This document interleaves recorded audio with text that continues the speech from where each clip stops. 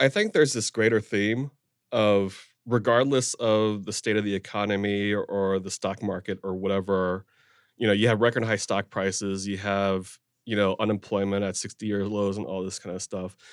Um, for better or for worse, I think the American people or consumer, whatever you want to call it, are just never satisfied with the state of things. They always want things to be better.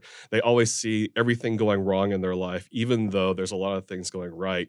And so, I think it kind of ties into this whole, sort of greed is good messaging in that, like, because you're never satisfied with how good things are, you know, you'd rather just destroy, the state of things because you think that something might be better on the other side of it. It's sort of like a sort of a Yeah. collective grass is greener moment. Well, people also take it for granted, right?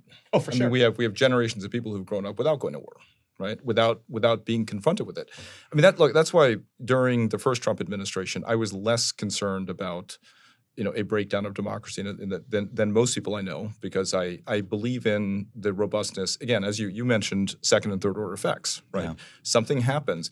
2 years ago, Trump was sitting in a dusty courtroom a couple of miles from here, right? That's not autocracy the way that we think about it. Yeah. Autocracy is your political opponents get arrested in the middle of the night or thrown out windows, right? Yeah.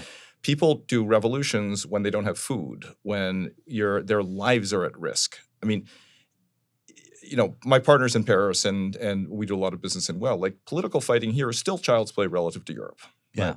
So I'm less concerned about the left fat tail being somehow the collapse of democracy, because I think a lot of the people that Trump has surrounded himself with, which is in a sense, I think a huge head fake on his original constituents who got behind him, I think they're great optimists.